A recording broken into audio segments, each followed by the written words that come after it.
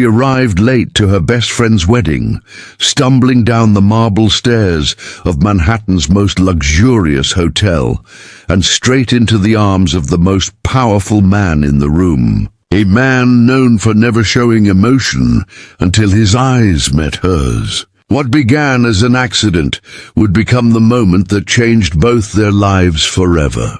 But what happened next? No one could have predicted.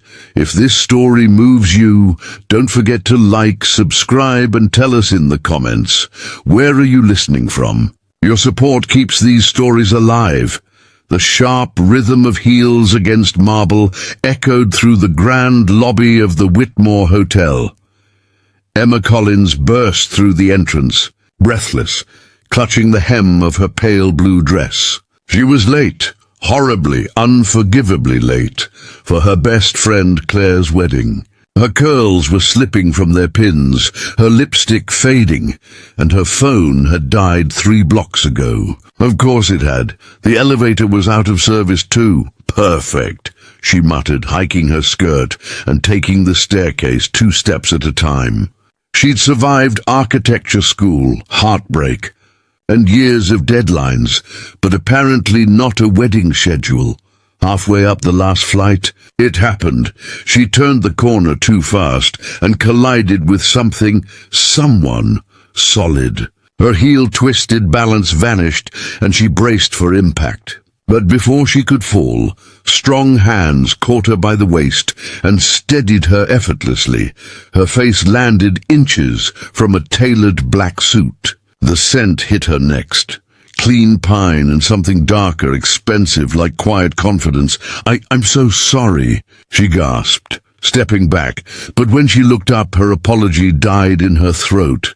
The man wasn't just handsome. He was arresting. Sharp jawline, dark hair, blue eyes that didn't blink.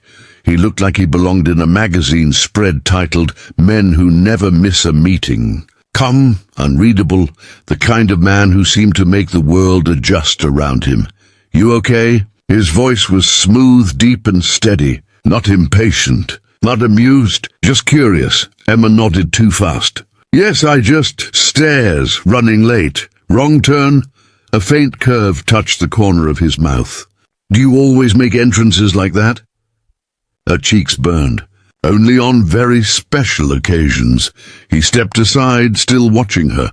You're late, you noticed? She shot back, already halfway past him. Hard not to. She didn't look back. She didn't need to. She could feel his gaze following her all the way up the stairs. By the time she slipped into the back row of the grand ballroom, the ceremony had begun. Sunlight streamed through tall, arched windows.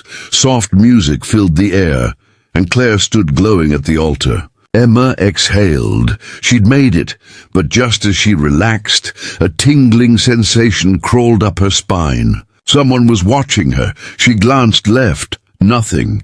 Right, still nothing. Then at the front she saw him. The man from the staircase. Seated beside the groom, perfectly composed, eyes fixed on her, not rudely, not flirtatiously, just intently. Emma's pulse skipped. Hey, she whispered to the woman beside her. Who's that next to the groom? The woman looked surprised. You don't know him? That's Blake Harrison, CEO of Harrison International. Emma's stomach dropped. She had heard the name. A man whispered about in business circles, brilliant, ruthless, and untouchable. The kind who didn't attend weddings for fun. And yet he was watching her like she was the only person in the room. She tried to focus on the vows, but the awareness wouldn't fade. Every time the pastor said the word love, her heartbeat grew louder. Every time sunlight touched her bare shoulder, it felt like electricity. When Claire and her husband kissed, the room erupted in applause. And Emma caught him looking again. This time he smiled. Barely, but it was there, and somehow that made it worse. The reception was elegance distilled, golden chandeliers, champagne laughter and candlelight soft enough to make anyone believe in fairy tales. Emma wasn't one of them. She stayed at the edge of the room, trying to look occupied while her nerves burned. Blake Harrison hadn't approached her yet, but she could feel his presence like gravity. She told herself she wouldn't seek him out. But when she turned toward the bar for a drink, fate had other plans. Crimson liquid splashed. The glass slipped, oh my God, as she froze. Wine soaked into a black suit. His black suit. Blake blinked down at the spreading stain, then up at her. Emma's horror dissolved into breathless laughter. I'm so sorry, again. He studied her for a moment, then that almost smile appeared again. Do you always make entrances like this, or is this just a wedding thing? Apparently it's a pattern. He took the napkin she offered but didn't use it. I was hoping we'd speak again, she blinked. You were? He nodded once. Most people don't crash into me. Fewer still walk away without apologizing profusely.